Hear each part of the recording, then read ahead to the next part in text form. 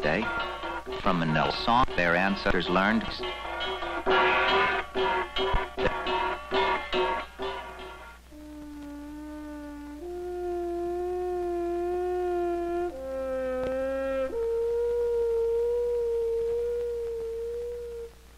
Thousands of years ago, the Ifugao settled in the remote interior of northern Luzon, and in the name of rice, the indispensable of their life, they conquered these mountains.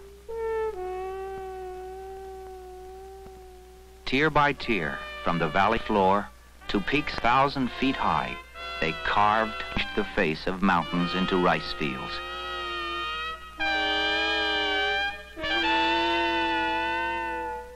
Isolated for thousands of years from the general life of Asia, the Ifugao village functions today much as it did in the beginning. Dependent on rice, dependent on tradition and ritual to keep it safe and ensure its uninterrupted supply. Dependent on methods so crude that an entire family must work most of the day to prepare and cook the only meal they will eat. By hand, just enough rice is threshed for the meal. By hand, just enough grain is pounded free of the hulls.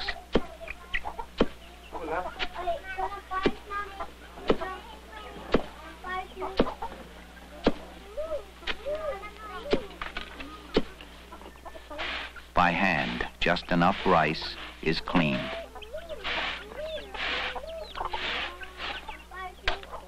The most primitive agricultural methods in the world exact a grinding servitude from all members of the community. But they must have their rice or die. And this is the only way they know how to get it. Slowly, laboriously, wastefully. At last they are about to receive their daily rice. For this meal they have worked all day, every day, for 3,000 years. And they are not alone. The need for rice is no less relentless throughout the entire Far East. And the methods used to produce the crop are almost identical from Pakistan to Japan, Indonesia to this Ifugao village, huddled in the darkness of another age. Some 1,500 miles due west, across the South China Sea, another rice-growing cycle is beginning in the great Indochina Peninsula. And it begins as it will end, with oppressive and interminable labor, with implements as primitive as those used by the mountain people of the Philippines. In Thailand, the ancient plow cleaves earth, prepares the fields for planting. Even older than the plow is the digging stick, still used to turn the paddy soil in the mountain kingdom of Nepal. As old as Asia's methods for breaking the ground are the devices used to irrigate a crop which more than any other depends on a constant and controlled supply of water. Yet these methods, this agricultural system mired in Neolithic times, is responsible for feeding more than half the world's population. Almost 2 billion human beings who depend on rice as their main daily food. In most of the countries which comprise the rice bowl, this system is failing. Shortages are acute, and Asia's ever-increasing population needs 4 million more tons of rice each year. Can it come from these paddies?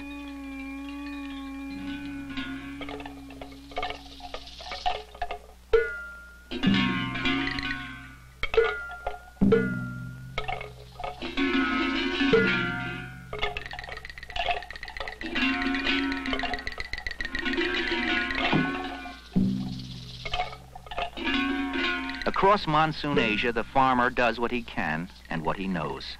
He sows his precious seed and prays that it will grow strong and bear grain. And he asks the gods to be generous, to protect the seed from wind and drought and from the dark hand of disease. And in the city, the people do what they can to help the seed grow. they turn to their ancient rituals. In Bangkok, in a great national ceremony, every step of rice planting is reenacted. Blessed is the king's golden plow, so that the farmer's plow may be blessed. Blessed is the water. May it bring forth the rains. In a society so utterly dominated by one food, the people cannot do enough to safeguard the crop, to placate the gods who watch over it.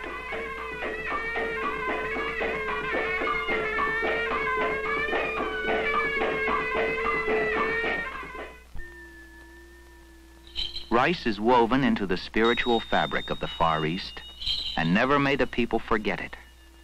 To Buddhist monks in search of food, they give of their meager supply and generously, because almost 3,000 years ago, the founder of their religion divided all things into 10 classes, of which Buddha was first and rice second.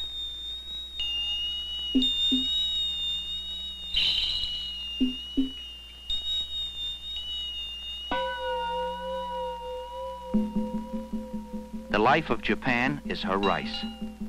Throughout its entire growing cycle, the honorable grain plays an essential role in almost every religious ceremony. Shinto priests eat sacred rice grains and drink wine made of rice in silent supplication that the gods will continue to bless the crop and make the paddies more and more productive.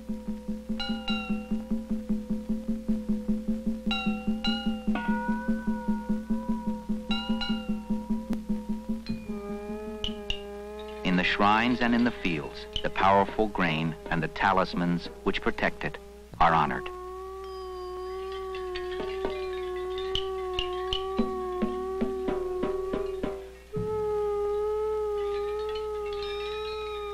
Before the transplanting season begins, a farmer in Thailand builds his own shrine, becomes his own priest.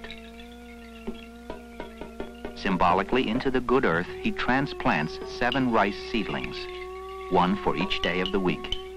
And he prays for the success of the entire crop he is about to transplant, as he has prayed for its welfare since the grain first appeared in these lands near the dawn of agriculture. But from the beginning, a delicate balance has existed between the amount of rice grown and the numbers to be fed. Today, the balance is precarious, and 4 million more tons of rice must be grown every year. Can it come from these paddies? This is the critical time for the crop, when young plants from the nearby nursery are set by hand in the mud of the flooded paddies. All over the rice bowl, the scene is the same. Arms and hands and legs submerged in water, restrained by mud, day after week after century.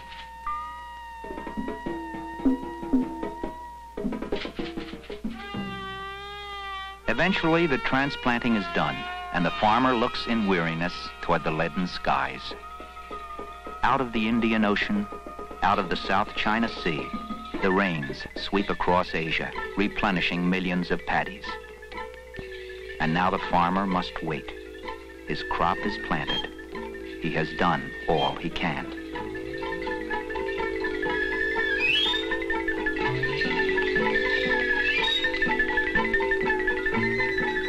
His paddies will yield only as much as the gods allow. He believes this because he does not know that for the most part, the fate of his crop was sealed when he broadcast his seed. Whatever genetic endowment of yield or resistance the seed had then, the growing plant has now. The good water drenches the lowlands and rushes down the sculptured mountains of northern Luzon, down bamboo conduits that are as old as agriculture.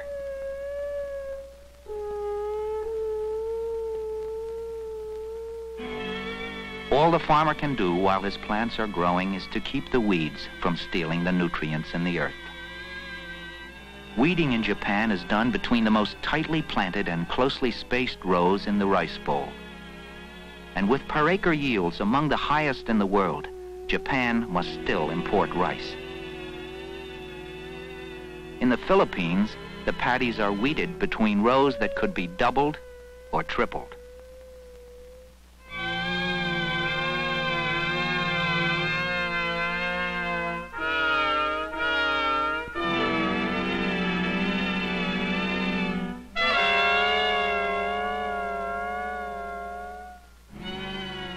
In the world where wheat is the staff of life, people are taught to ask, "Give us this day our daily bread." In the world of rice, the people come to their field and say, "Mother, I am hungry. Feed me."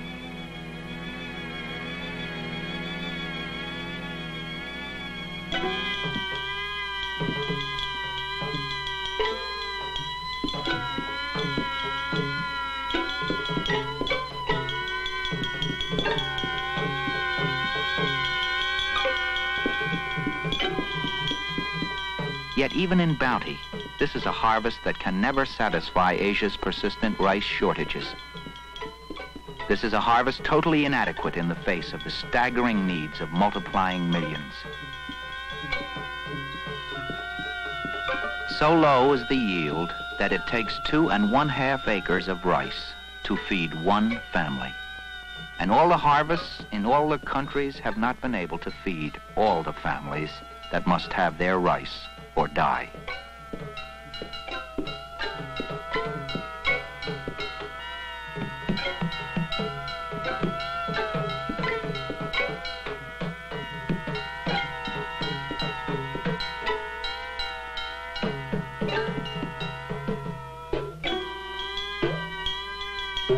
In Bali, it is thought that the rice has the soul of a woman, and the gentle reapers must be careful not to frighten her, even as they cut her down.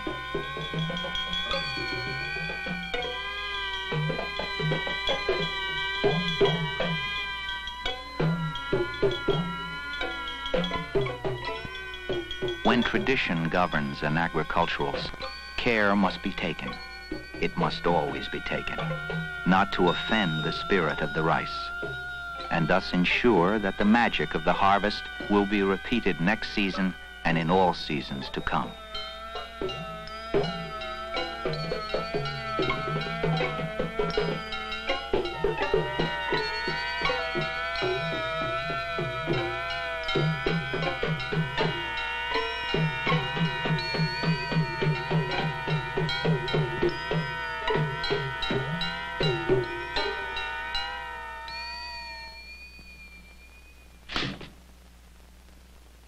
Now the grain is separated from the straw. In the Philippines, as in most of Asia, the crop is still threshed as it was 3,000 years ago, by hand, punishing labor.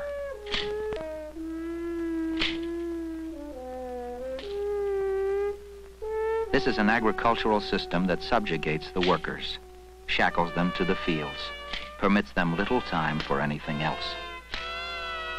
For rice represents up to 80% of the entire calorie intake of the Far East. And so it must be gotten, threshed and winnowed, with days stretching into nights, with antiquated implements, or none at all, by pounding, pounding, pounding.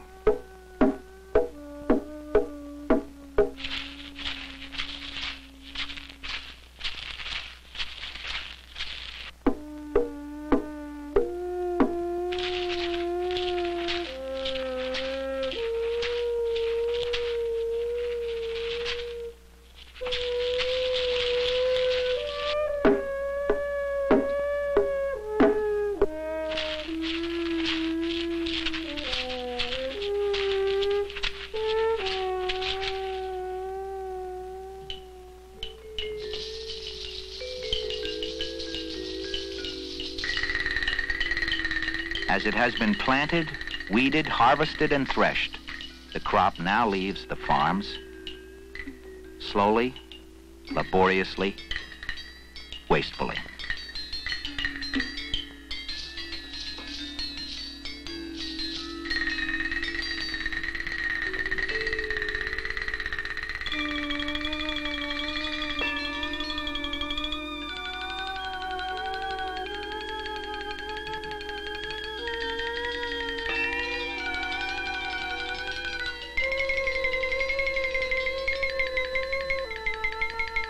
The waterways and marketing centers are choked with the transportation and distribution of rice. On its way to people who must have it to live, it is moved by many hands. In the Far East, rice conscripts the labor of 4 out of every 5 people. Its traffic spreads across national boundaries and interlocks the scattered countries of the Rice Bowl into one dependent community. The price of grain may fluctuate. Its supply in the market of one country may reflect a lost harvest in another, 1,000 miles away. Millions may need it, but may not be able to get it, or enough of it, if they cannot meet the price.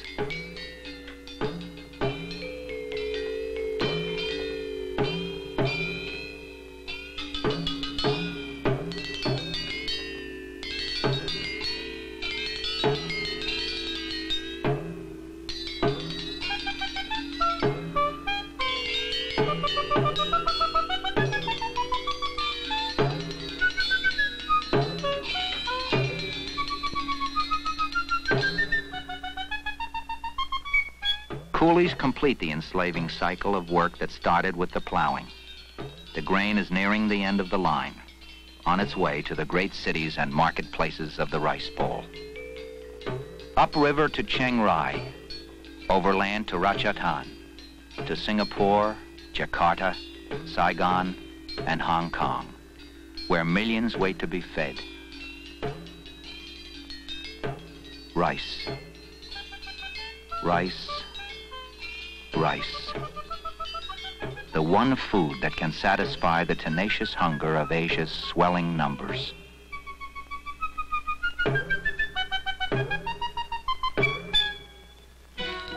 But with all the homage paid to it, with all the labor and all the effort, and even in the best of years, not enough rice gets to the people who need it, because not enough rice is grown.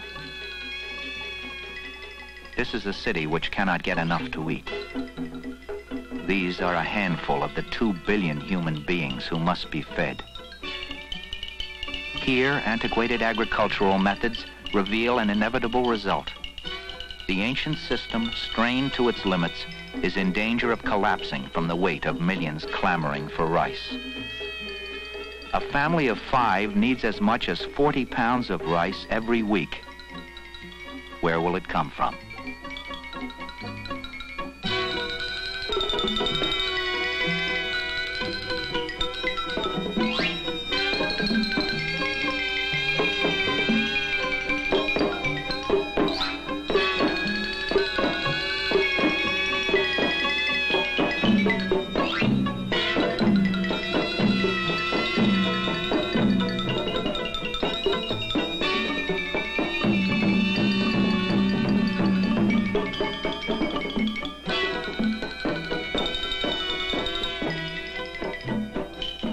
This population is increasing by nearly 1 million every week. 1 million every week.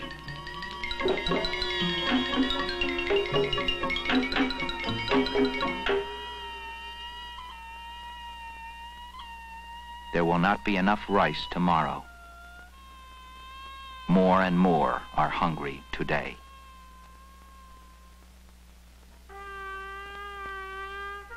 Not far from the yesterdays of the Ifugao village lies a hope for the insistent tomorrows of Asia.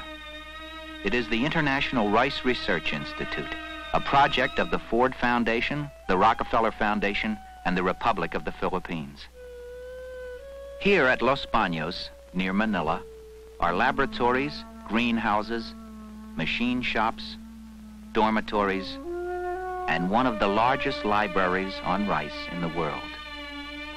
This and more.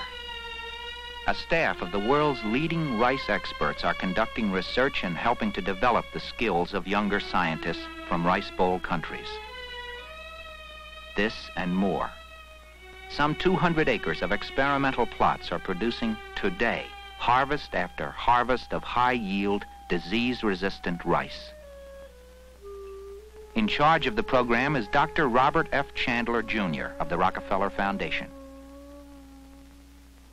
The International Rice Research Institute is located in the tropics on purpose because this is where yields of rice are extremely low. About 3 times as much rice is produced per given area of land in the temperate zone countries than in the tropics. We are wondering why it is that rice yields are so low, and we have already found here at the Institute that it is possible to get as much as 6 times the national average here in the Philippines of rice by treating it correctly.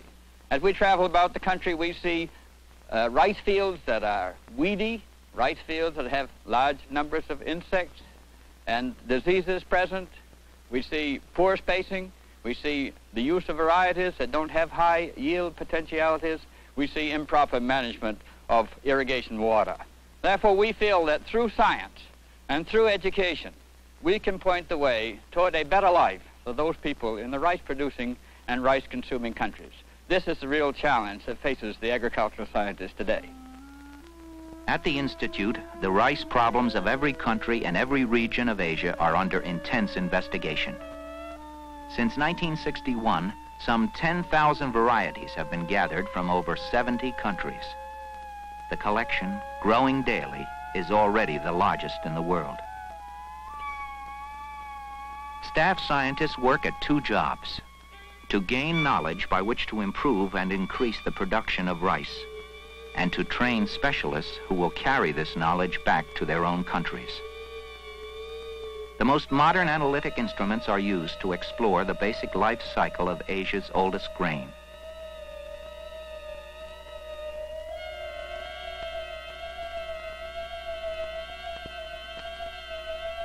Scientists use radioactive isotopes to determine how the crop can become more nutritious, how the same helping of rice can give more protein.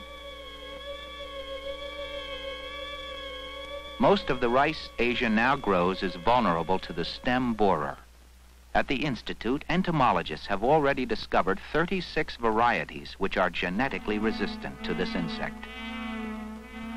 Plant pathologists have found more than 600 varieties resistant to blast disease, the crop's most persistent killer.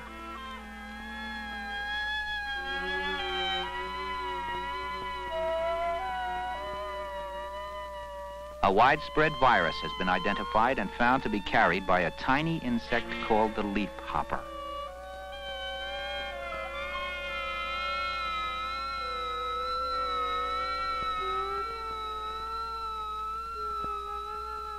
Physiologists are trying to develop a high-yield strain that will grow in a low-fertility soil.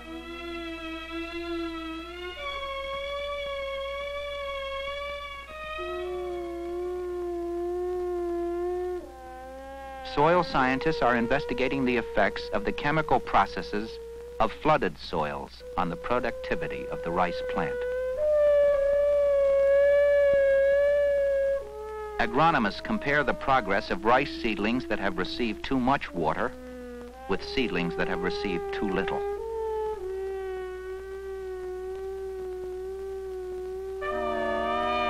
In these test plots, an irrigation system permits engineers to flood or drain the fields at will and thus duplicate the actual conditions under which the crop grows, at sea level or high in the Himalayas.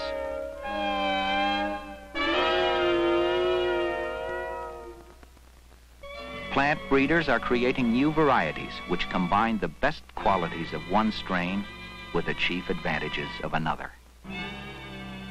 At the Institute, the results of these experiments have been encouraging, and some have been spectacular. Rice specialists trained here are going home, to farmers, to methods, and to crops that can benefit from everything they have learned.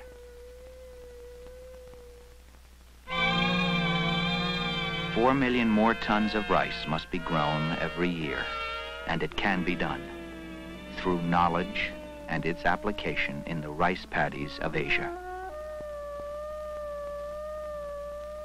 Asia's population is increasing by nearly 1 million every week. They must be fed.